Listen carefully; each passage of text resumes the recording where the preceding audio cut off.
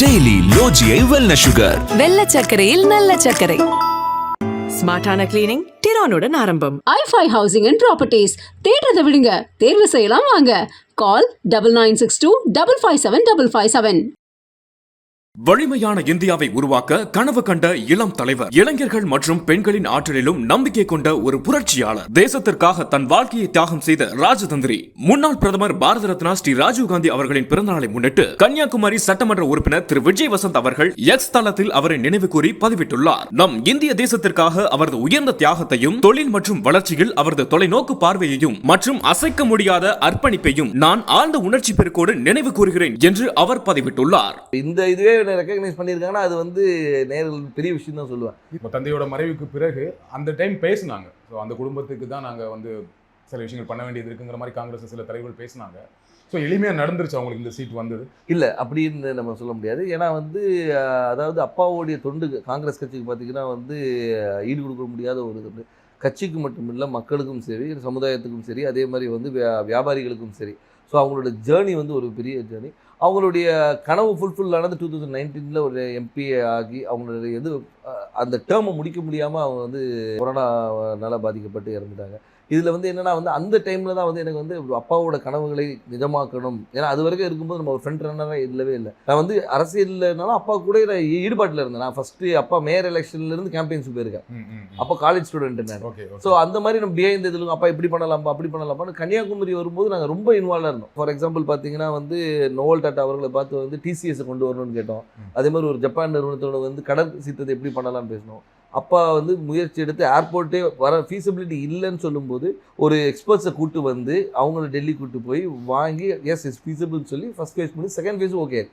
So இந்த மாதிரி ஒரு விஷனோட போயிட்டு இருக்கும்போது திடீர்னு மறைந்த உடனே ஐயோ அது பண்ண வேண்டிய கடமை நம்மளுடைய கடமைன்னு நான் சொல்லுவேன். ஒரு தந்தையை விட்டு போன பணிகளை மகனாக செய்ய வேண்டியது.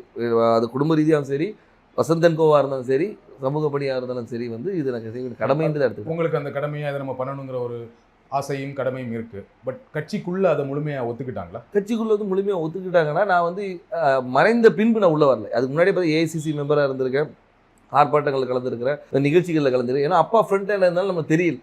நிறைய பேர் கேட்டாங்க நீங்கள் கட்சியில் என்ன இருந்தீங்க சார், நான் இதில் இருந்த பாருங்க அப்படின்னு ரெஃபரன்ஸ். ஓகே நீ இருந்திருக்கீங்களான்னு ஒரு இது வந்து அப்பா மறைவு பின்பு வந்து நம்ம தெரிஞ்ச உடனே ஒரு லைம் லைட்டில் வந்த மாதிரி.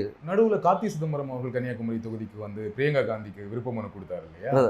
அப்போ எப்படி இருந்துச்சு அது? அப்போ எனக்கு என்ன தோணுச்சுன்னா, ஓகே கட்சிக்குள்ள அதுக்கு முன்னாடியே பேசிட்டு இருந்தாங்க, விஜய் வசந்துக்கு தான் தொகுதி கொடுக்க போறாங்க அப்படின்னு பேசிட்டு இருக்கும்போது இந்த ஒரு நிகழ்வு நடந்தது. கட்சிக்குள்ள அப்போ ஒரு சப்போர்ட் இல்லாம இருக்கும் அப்படி இல்லை. அதாவது அதுக்கு தான் பேர் விருப்ப மனுன்னே வச்சிருக்காங்க. அவங்க விருப்பப்படுறவங்கள வந்து இது பண்றது தான் விருப்ப மனு வச்சிருக்காங்க. ஏன்னா வந்து அப்பா போட்டியிடும் போது ராகுல் காந்தி அங்கே போட்டியிடும் சொல்லி விருப்ப மனு கொடுத்தவங்களும் இருக்காங்க. ஸோ அதனால அந்த விருப்பத்தை வந்து ஒரு அகில இந்திய தலைவர் நம்ம தொகுதியில் கன்னியாகுமரி வந்து காங்கிரஸோட கோட்டையாக இருந்த ஒரு இது, காமராஜர், குமரி அனந்தன் இவங்கெல்லாம் வெற்றி பெற்ற ஒரு இது, டென்னிஸ் எல்லாருமே வெற்றி பெற்ற ஒரு காங்கிரஸோட இதாக இருந்தனால அந்த ஒரு பலம் இருக்கிறதுனால வந்து பண்ணால் நல்லா இருக்கும்ன்ற ஒரு இது. இப்போ சீட் கொடுத்தாச்சு, எந்த அளவுக்கு நம்பிக்கையா இருக்கீங்க?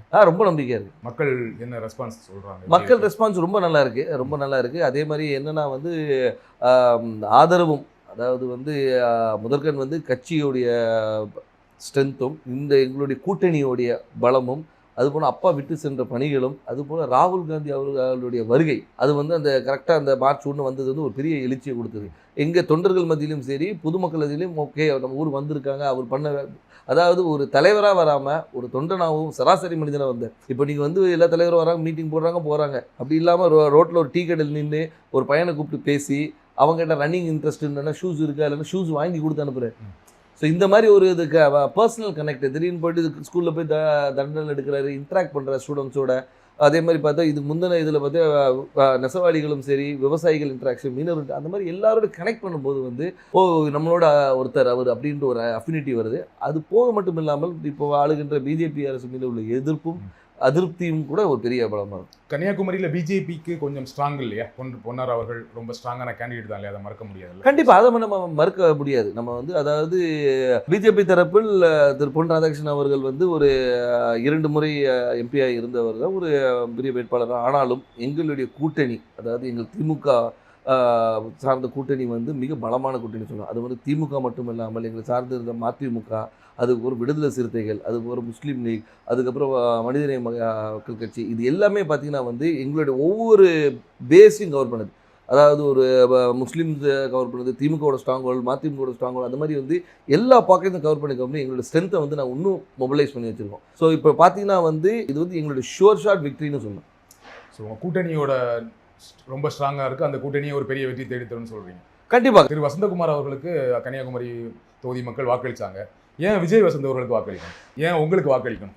அதான் வசந்தகுமார் அவர்களுக்கு வாக்களித்தனால விஜய் வசந்துக்கு வாக்களிக்கணும்னு நான் சொல்ல வரல. ஆனால் ஒரு காங்கிரஸ் வேட்பாளராகவும் அதே மட்டுமல்ல வசந்தகுமார் அவர்கள் வந்து இந்த மக்களுக்கும் கன்னியாகுமரி மக்களுக்கும் பல துண்டுகளை செஞ்சுருக்காங்க. அது விட்டு போன பணிகளை வந்து அவர் மகன் செய்வார் என்ற ஒரு நம்பிக்கை அவங்களுக்கு இருக்குது. அது மட்டும் இல்லாமல் வந்து நான் வந்து ஒரு வாரிசாக வந்து நேராக போயிட்டு வந்து நான் நேராக டெல்லியில் இங்கேயும் போய் வரல.